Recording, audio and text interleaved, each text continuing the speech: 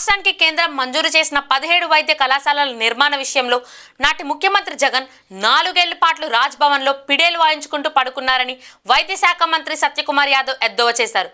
పాలకొల్లులోని ప్రభుత్వ ఏరియా ఆసుపత్రిలో ₹1 కోటి వ్యయంతో ఏర్పాటు చేసిన డయాలసిస్ సెంటర్ను మంత్రి నిమ్మల రామానాయుడుతో కలిసి ఆయన ప్రారంభించారు. అనంతరం జరిగిన సభలో మంత్రి సత్యకుమార్ యాదవ్ మాట్లాడుతూ మాట ఇస్తే నిలబడే ప్రభుత్వం తమదని, అందుకనే రాష్ట్రంలో అధికారం చేపట్టిన నెల రోజుల్లోనే అనంతపురం జిల్లా బంగారుపాలెం 1-2 డయాలసిస్ సెంటర్ను పాలకొల్లులోనూ నెలకొల్పామన్నారు. ప్రధాని మోదీ, ముఖ్యమంత్రి చంద్రబాబు నాయుడు, ఉప ముఖ్యమంత్రి పవన్ కళ్యాణ్ నేతృత్వంలో రాష్ట్రంలోని వైద్య రంగానికి సమూల మార్పులు చేయనున్నామన్నారు. అనారోగ్యంతో ఏ ఒక్కరూ మరణించకూడదనే సంకల్పంతో దేశంలో ఏ రాష్ట్రంలోనూ లేనట్టుగా 25 లక్షలు విలువైన ఆరోగ్య బీమా పథకాన్ని త్వరలో అమలు చేయనున్నామని చెప్పారు. నీటిపారుదల శాఖ మంత్రి రామానాయుడు మాట్లాడుతూ 14 లక్షల కోట్లు అప్పు భాగం ప్రజల నెత్తిన పెట్టి జగన్ చేసిన పాపాలు నేడు ప్రజలకు శాపాలుగా మారాయన్నారు. నిర్మాణంలో ఉంటున్న మెడికల్ కళాశాలను ఎప్పుడు పూర్తి చేస్తావు? మెడికల్ కళాశాలకు పూర్తి చేయడానికి, చదువు చెప్పడానికి అధ్యాపకులను ఎప్పుడు తీసుకొస్తావు? బాలికల నివాసం ఉండడానికి హాస్టల్ని ఎప్పుడు నిర్మిస్తావు? ఇవన్నీ ఏం చేయకుండా 4 సంవత్సరాల పాటు భవనంలో కూర్చొని ఫిడేలు వాయించుకుంటా నిద్రపోయి ఇప్పుడు పదవి కోల్పోయిన తర్వాత ఆ ప్రజలు దారుణంగా తిరస్కరించిన తర్వాత ఎందుకు ప్రజలు నాకు ఈ రకంగా గుణపాఠం నేర్పారని చెప్పి ఆత్మ విమర్శ చేసుకోకుండా మళ్ళా రోజు పొద్దున్న లేస్తేనే చంద్రబాబు నాయుడు గారి మీద రోజు చంద్రబాబు నాయుడు గారు పూర్తి చేయలే ఆయన 4 ఏళ్ళు నువ్వు పునాదులు లేకపోతే టెండర్లు పిలకపోతే 9 నెలలు కాల చంద్రబాబు నాయుడు గారు ఏం చేయలే. చంద్రబాబు నాయుడు గారు ఏం చేయలే. మాట ఇచ్చారు కాబట్టి, లోకేష్ గారు మాట ఇచ్చారు కాబట్టి బంగారుపాలెంలో మొదటి నెలలోనే డయాలిసిస్ సెంటర్ని మంజూరు చేశాం, ప్రారంభం చేశాం. ఇక్కడ మాట ఇచ్చారు కాబట్టి రామానాయుడు గారు అడుగుతూనే 2వ డయాలసిస్ సెంటర్ని ఇక్కడ ఇవ్వడం జరిగింది. నేను మాట ఇవ్వలేదు. నా నియోజకవర్గంలో నేను మంత్రిని అవుతాను నాకు తెలియదు. మాట ఇవ్వకపోయినా డయాలసిస్ సెంటర్ని నా దగ్గర కూడా పేషెంట్లు ఎక్కువ ఉన్నారు కాబట్టి ధర్మవరం నియోజకవర్గాన్ని తీసుకెళ్ళాం. అదేవిధంగా డయాలసిస్ పేషెంట్లు ఎక్కువ సంఖ్యలో ఉంటున్న పొదలకూరు కానీ, వింజమూరు కానీ, లేకపోతే భీమవరం కానీ, లేకపోతే ఇచ్చాపురం కానీ, లేదా నర్సాపురం కానీ, లేదా ఎస్కోట కానీ, లేదా సీతంపేట కానీ అన్ని చోట్లకి డయాలిసిస్ సెంటర్లు ఇచ్చే ప్రయత్నం చేసి రాబోయే 2 రోజుల్లో ఇవాళ ఇక్కడ ప్రారంభించాం. రాబోయే 2 నెలల్లో నేను చెప్పిన అన్ని ప్రాంతాలు, ధర్మవరం ప్రారంభమైంది, బంగారుపాలెం ప్రారంభమైంది, ఇవాళ పాలకొల్లు కూడా ప్రారంభమైంది, పొదలకూరు ప్రారంభమవుతుంది, వింజమూరు ప్రారంభమవుతుంది, మీద చెప్పిన ప్రాంతాల్లో కూడా అవుతుంది. మిత్రులారా, ఒక్కసారి మీరు గమనించండి. ప్రధానమంత్రి నేషనల్ డయాలిసిస్ ప్రోగ్రాం కింద ఇవాళ 57 డయాలిసిస్ సెంటర్లు రాష్ట్రంలో ఉన్నాయి. ఇతర ఎన్టీఆర్ వైద్య సేవ ఉన్నవి కాకుండా ప్రభుత్వ పరంగా పీపీపీ మోడ్లో పెట్టున్నాం. వాటి కింద 650 మిషన్లు నడుస్తున్నాయి. దానికి తగినట్టుగా సెషన్లు చేస్తున్నాం.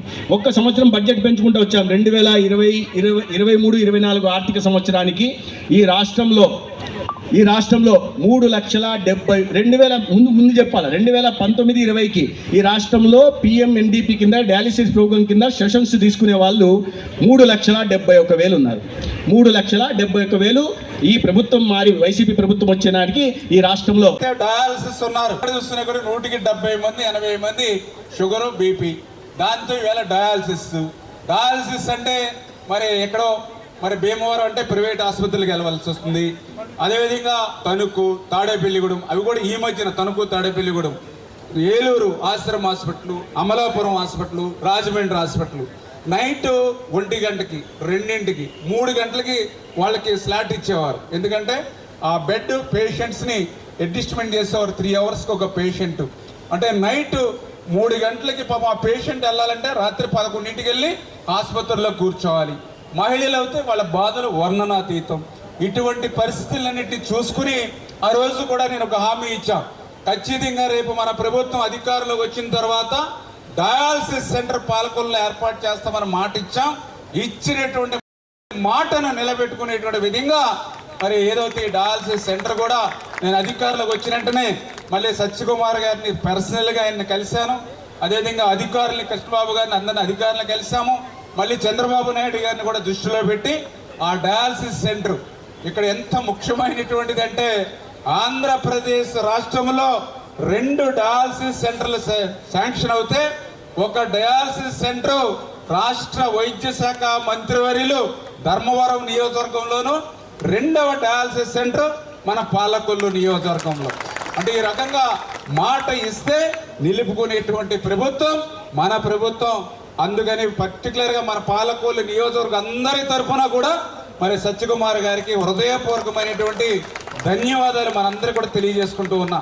ఇప్పుడే చెప్పారు, ఒక పేషెంట్ ఏదైతే డయాలసిస్ చేయడానికి ఫస్ట్ పేషెంట్ని మేము పెడితే ఆ పేషెంట్లో ఒక బాధ, ఆవేదన, ఇన్ని సంవత్సరాలు నేను ఏలూరు తిరిగాం, రాజమండ్రి తిరిగాం, ఈరోజు మా బాధలు కష్టాలు తీరే, ఈవేళ ఈ ఎన్డీఏ ప్రభుత్వం వచ్చింది, మాకు బాధలు తొలగాయని పేషెంట్, బెడ్ మీద ఉన్నటువంటి పేషెంట్ మాట్లాడారు. ఈరోజు మాట ఇస్తే నిలుపుకునేటువంటి నాయకులు సార్ అని చెప్పి ఇప్పుడు బెడ్ మీద ఉన్నటువంటి వ్యక్తి మాట్లాడారంటే ఈవేళ ప్రజల విశ్వాసాన్ని ఎట్లా పొందుతున్నామో ఇవన్నీ కూడా ఉదాహరణ అని చెప్పి మీ ద్వారా అందరికి కూడా తెలియజేసుకుంటూ, మరి ఈరోజు ఒక్క విషయాన్ని దృష్టిలో పెట్టాలి.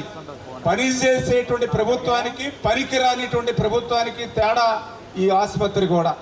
ఎందుకంటే ఈవేళ పాలకొల్లు ప్రభుత్వ ఆసుపత్రి 100 పడకల ఆసుపత్రి ఈరోజు కాదు, గతంలో కూడా ఈ ఆసుపత్రి 30 పడకల ఆసుపత్రి ఉంటే ఆ రోజు 1998లో ఆ రోజు చంద్రబాబు నాయుడు గారు ముఖ్యమంత్రిగా ఉండగానే 30 పడకల ఆసుపత్రి 50 పడకల ఆసుపత్రి అయింది పాలకొల్లులో. మళ్ళీ తర్వాత 10 సంవత్సరాలు దీని వంక చూస్తున్నటువంటి వాళ్ళు లేరు. ఎమ్మెల్యేలు మారారు, ప్రభుత్వాలు మారాయి, కానీ ఒక్క పడక కూడా పెరగల. మళ్ళీ చంద్రబాబు నాయుడు గారు ముఖ్యమంత్రిగా ఉండగానే మళ్ళీ 100 పడకల ఆసుపత్రిగా 2019లో అయింది.